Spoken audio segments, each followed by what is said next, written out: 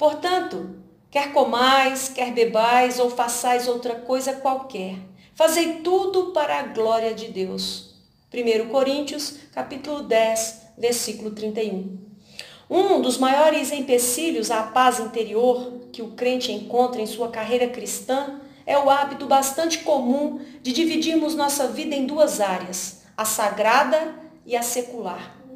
Se aceitamos que essas áreas existem à parte uma da outra e que não são moral e espiritualmente incompatíveis, e se, a despeito disso, somos obrigados pelas necessidades da própria existência e cruzarmos e entrecruzarmos constantemente uma área com a outra, nossa unidade interior tende a se desfazer e passamos a ter uma vida dividida em lugar de uma vida unificada. Esse problema se origina de fato de que nós que seguimos a Cristo habitamos em dois mundos ao mesmo tempo, o espiritual e o natural. Na qualidade de filhos de Adão, vivemos na terra sujeitos às limitações da carne e às fraquezas e males herdados pela natureza humana. O simples fato de viver entre os homens requer de nós anos de trabalho árduo e muitos cuidados e atenção para com as coisas deste mundo. Em violento contraste com isso, temos a vida do Espírito. Ali desfrutamos de outra espécie de vida, uma vida superior. Somos filhos de Deus, temos uma posição celestial e usufruímos de comunhão íntima com Cristo. Isso tende a dividir toda a nossa existência em duas dimensões. Inconscientemente, passamos a reconhecer duas modalidades de procedimento. A primeira, nós a assumimos com certo sentimento de satisfação e a firme certeza de que é agradável a Deus. Trata-se do nosso comportamento religioso e geralmente associamos a ele a oração, a leitura da Bíblia, o cântico de hinos, a frequência à igreja e outros atos semelhantes diretamente originados da fé. Essas ações e atitudes podem ser reconhecidas por não terem relação direta com este mundo, em si mesmas, e não fariam sentido, não fosse a fé nos revelar a existência de um outro mundo. Um edifício, casa não feita por mãos, eterna nos céus, segundo Coríntios 5, versículo 1. Em contraposição a essa atitude religiosa está o nosso comportamento diante das ações seculares. Elas abrangem todas as atividades comuns da vida, das quais participamos juntamente com todos. Comer, dormir, trabalhar, cuidar das necessidades do corpo e realizar todas as nossas rotineiras e triviais responsabilidades terrenas. Geralmente é com relutância que nos ocupamos delas. E com muitas apreensões, quase sempre desculpamo-nos diante de Deus por aquilo que consideramos um desperdício de tempo e energias. O resultado disso é que nos sentimos intranquilos a maior parte do tempo. Atiramos as nossas tarefas diárias com um sentimento de profunda frustração, afirmando a nós mesmos intimamente que chegará um dia quando deixaremos para trás essa casca terrena e não mais nos incomodaremos com as questões deste mundo. Essa é a antiquíssima antítese sacro-secular. A maioria dos crentes se embaraça nela. Não consegue um ajustamento satisfatório entre as reivindicações opostas desses dois mundos. Procuram se equilibrar nessa corda bamba e não acham paz nem em um nem em outro. Suas forças ficam então reduzidas, sua perspectiva confusa e toda a alegria lhes é arrebatada. Acredito que esse estado de coisas seja totalmente desnecessário. Nós nos deixamos envolver por um problema que realmente não existe, que é consequência de um mal-entendido. A antítese sacro-secular não tem fundamento algum no Novo Testamento. Portanto, uma compreensão mais perfeita da doutrina cristã poderá libertar-nos desse programa. O próprio Senhor Jesus Cristo, que constituiu o exemplo perfeito para nós, não conheceu uma vida dividida. Ele viveu nessa terra, na presença de Deus Pai, sem nenhuma tensão, desde a infância até a sua morte na cruz. Deus aceitou a oferta de sua vida inteira e não fez nenhuma distinção entre uma ação e outra. Ele fez um breve resumo de sua existência terrena no que diz respeito ao seu relacionamento com o Pai, com as seguintes palavras: eu faço sempre o que lhe agrada. João capítulo 8, versículo 29. Vivendo entre nós, seres humanos, sempre se mostrou perfeitamente controlado e tranquilo. Todas as pressões e sofrimentos que suportou derivam-se de sua posição de portador dos nossos pecados. Jamais resultaram de incerteza moral ou de desajuste espiritual. A exortação de Paulo, no sentido de que tudo façamos para a glória de Deus, não é apenas mero idealismo religioso. É parte integrante da revelação de Deus ao homem e precisa ser aceita como sendo a palavra da verdade. Abre-se diante de nós a possibilidade de que em todas as nossas ações sejam para a glória de Deus, a fim de que não tivéssemos dúvidas em aplicar essa verdade a todas as coisas. Paulo menciona especificamente o comer e o beber. Esse pequeno privilégio nós partilhamos com os animais irracionais, que não são eternos. Se até as humildes ações instintivas dos animais podem ser realizadas de maneira a honrar a Deus, então é difícil imaginar uma atividade humana que não possa ser executada dessa forma. O ódio monástico ao corpo humano, que figura com tanta evidência nas obras de alguns escritores religiosos da antiguidade, carece completamente de apoio nas Escrituras. É bem verdade que as Escrituras falam de um recato natural, mas jamais de uma pudicícia exagerada ou de um falso senso de pudor. O Novo Testamento aceita como realidade o fato de que Jesus Cristo, quando se encarnou, tomou para si um corpo humano de verdade e não procura rodeios para evitar as francas implicações desse fato. Cristo viveu nesse corpo entre os homens, nesta terra, e, no entanto, jamais cometeu uma ação impura. Sua presença em carne humana dissipa de uma vez por todas a noção falsa de que existe algo na própria natureza do corpo humano que seja ofensivo à divindade. Foi Deus quem criou o nosso corpo. E não estamos ofendendo a Ele quando reconhecemos sua responsabilidade nessa criação. Deus não se envergonha das obras de suas próprias mãos. A corrupção, o desregramento e o uso indiscriminado de nossos instintos humanos, isso é o que deveria fazer-nos ficar envergonhados e muito.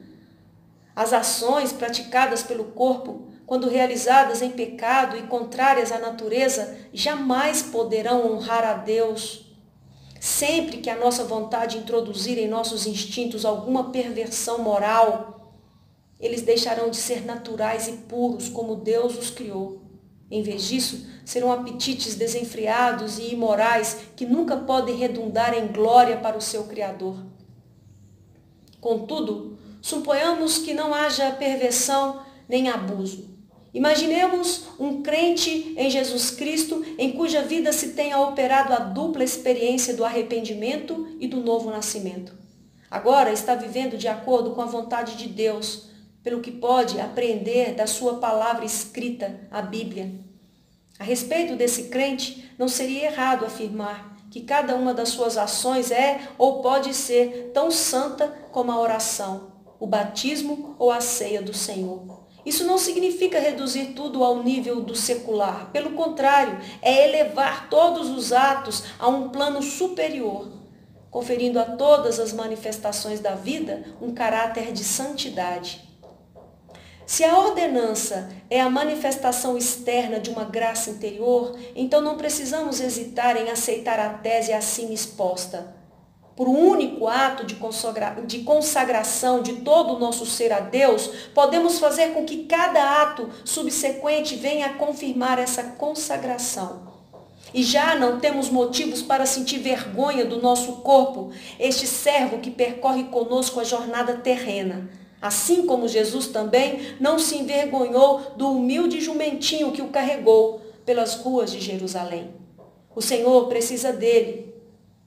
Marcos 11, versículo 3. São palavras que bem poderiam ser aplicadas ao nosso corpo mortal. Se é verdade que Cristo habita em nós, da mesma forma que o jumentinho carregou Jesus, também levamos conosco o Senhor da glória para que o mundo clame, hosana nas alturas.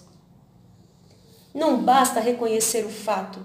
Se desejamos ficar livres do eterno dilema sacro-secular, essa verdade deve correr em nossas veias, condicionando todos os nossos pensamentos. É mister que coloquemos realmente em prática o princípio de viver para a glória de Deus, agindo com firmeza e determinação. Se meditarmos nessa verdade, mencionando-a em nossas orações, trazendo-a constantemente à nossa lembrança, enquanto vivemos aqui entre os homens, passaremos a entender seu admirável significado. O velho e penoso dualismo desaparecerá para dar lugar à tranquilidade de uma vida unificada. A consciência de que pertencemos a Deus, de que Ele recebeu tudo sem nada rejeitar, faz cessar dentro de nós o conflito entre o sagrado e o secular, porque todas as coisas se tornarão sagradas. Mas isso ainda não é tudo. Os hábitos arraigados a longo tempo não podem ser mudados facilmente. Será necessário muito estudo e oração para nos libertarmos completamente dessa diferenciação entre sagrado e secular. Por exemplo, talvez não seja fácil para o crente assimilar a ideia de que as suas atividades diárias podem ser efetuadas como um ato de adoração aceitável a Deus por meio de Jesus Cristo. A velha antítese ressurgirá muitas vezes no fundo de sua mente para perturbar a sua paz de espírito. O diabo também não se conformará com isso facilmente. Na condução, no trabalho ou no campo, ele virá a lembrar-nos de que estamos dedicando a melhor parte do dia às coisas deste mundo e uma porção insignificante ao nosso espírito. E se não formos muito cautelosos, essas sugestões vão criar confusão, desencorajar-nos e acarretar-nos grande aflição de espírito. Só podemos enfrentar essa situação com êxito se exercitarmos uma fé robusta. Precisamos oferecer todas as nossas ações a Deus, confiando em que Ele as aceita. Mas em seguida é necessário permanecer firme nessa posição e continuar reconhecendo que cada um dos nossos atos, em todos os instantes, deve ser vinculado à entrega que fizemos. Reiteramos perante o Senhor constantemente o nosso voto de fazer tudo para a sua glória. E durante o dia, em meio às tarefas diárias, elevamos o pensamento a Deus em oração várias vezes. Coloquemos em prática o princípio de fazer de todo o nosso trabalho um sacerdócio. Creiamos que Deus toma parte até nas situações mais insignificantes da nossa vida e aprendamos a reconhecer nela a sua presença. Outro engano semelhante ao que estamos discutindo é essa distinção entre sagrado e secular aplicada a lugares. É quase inacreditável que alguém, depois de ler o Novo Testamento, ainda continue crendo que certos lugares são santos por natureza, enquanto outros não o são. Essa interpretação errônea já está tão generalizada que qualquer um que tentar combatê-la se achará lutando sozinho. Essa ideologia como que obscureceu o raciocínio dos crentes, vendando-lhes também os olhos de modo que lhes é praticamente impossível perceber a sua copiosidade. Apesar de o ensino neotestamentário ser manifestamente contrário a semelhante ideia, essa falsa teoria tem se espalhado através dos séculos, sendo aceita como parte da doutrina cristã, embora não seja verdade naturalmente.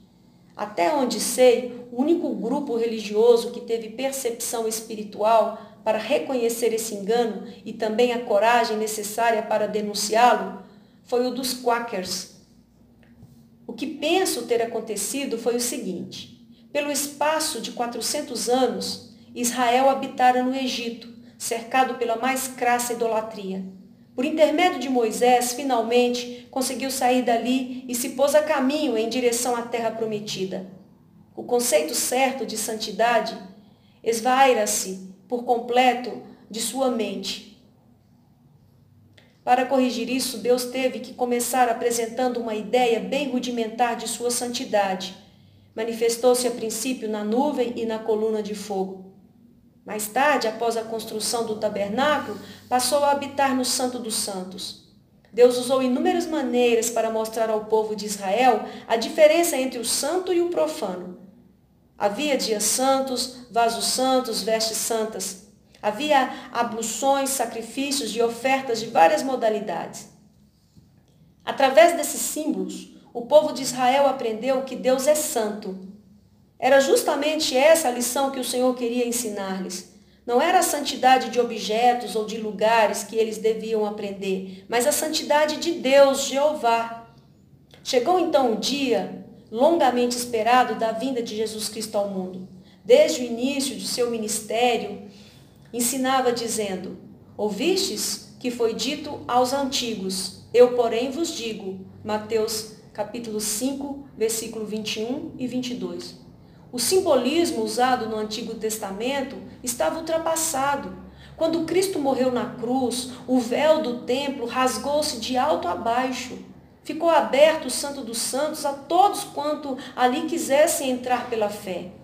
As seguintes palavras de Jesus se cumpriram: a hora vem, quando nem neste monte, nem em Jerusalém, adorareis o Pai.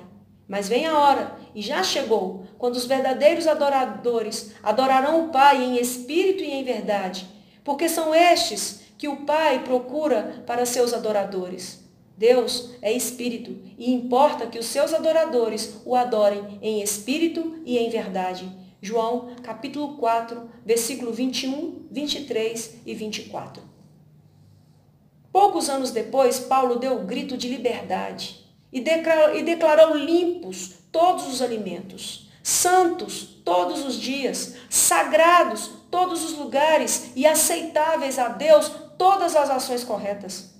A santificação de certos dias e lugares, embora necessária para instruir o povo, era uma noção muito vaga da santidade de Deus e desapareceu diante da plenitude da adoração prestada em espírito. Cultuar a Deus em espírito continuou a ser um privilégio da igreja, mas esse privilégio, com o decorrer dos tempos, foi aos poucos sendo esquecido. Então, o legalismo vazio, próprio do coração decaído do homem, conduziu-nos de volta à antiga e já abolida distinção entre sagrado e secular. Para que este assunto fique bem claro e não haja mais dúvida alguma, desejo mencionar as implicações práticas desse preceito que venho tentando defender. Isso é, que todos os dias da nossa existência são igualmente santos. Em contraposição ao conceito de vida unificada, desejo apontar alguns aspectos que não estão incluídos nesse conceito. Ele não significa, por exemplo, que tudo quanto fazemos tem a mesma importância. Um ato realizado por um crente pode ser bastante diferente dos outros em importância. A atividade do apóstolo Paulo como fabricante de tendas não teve a mesma importância que o seu trabalho de escrever a epístola aos Romanos, por exemplo. Mas ambas as coisas foram aceitas pelo Senhor e ambas foram atos de adoração. Certamente é muito mais importante conduzir uma alma a Cristo do que cuidar de um jardim. Mas o preparo de um jardim pode ser um trabalho tão santo quanto o ato de conquistar uma alma para o Salvador.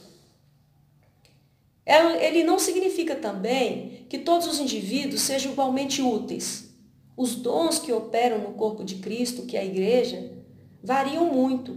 Um pregador qualquer não pode ser comparado com um Lutero ou com um Wesley, no que toca à sua utilidade individual para a igreja e o mundo. Entretanto, o trabalho do irmão menos dotado é tão santo quanto o do irmão mais abençoado, e Deus aceita a ambos com igual prazer.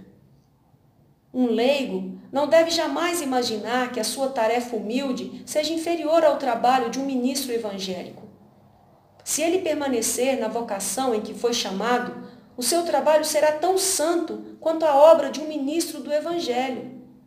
Não é o que o homem faz que determina a sua obra, se a sua obra é sagrada ou secular, mas o fator determinante é o seu motivo. O motivo é tudo. Depois que o crente santificar ao Senhor em seu coração, daí por diante não fará mais nada como antes. Tudo quanto fizer será bom e aceitável a Deus, por intermédio de Jesus Cristo. Para um crente assim, a própria existência é um sacramento e o mundo inteiro um santuário. Sua vida, em todos os aspectos, será um sacerdócio. Ao executar suas tarefas, que nunca são fáceis, ouvirá vozes de serafins que exclamam: Santo, Santo, Santo é o Senhor dos exércitos, toda a terra está cheia da sua glória. Isaías, capítulo 6, versículo 3. Senhor, desejo confiar-me inteiramente a Ti. Quero ser completamente Teu. Meu anelo é exaltar-Te acima de tudo. Oxalá eu sentisse que não possuo outra coisa além de Ti. Almejo estar constantemente cônscio da Tua presença protetora e ouvir a Tua voz. Minha vontade é viver em paz e sinceridade de coração. Quero viver tão cheio do Teu Espírito que todos os meus pensamentos Te sejam tão agradáveis quanto o incenso que sobe até o Teu trono. E que cada ato da minha vida seja de adoração. Assim sendo, oro com as palavras de um grande servo Teu outrora. Rogo-Te que purifiques os intentos do meu coração com a indizível dádiva da Tua graça, a fim de que Te possa amar de modo perfeito e louvar-Te de um modo que seja digno. E creio confiantemente que Tu me proporcionarás tudo isso através dos méritos de Jesus Cristo, Teu Filho. Amém.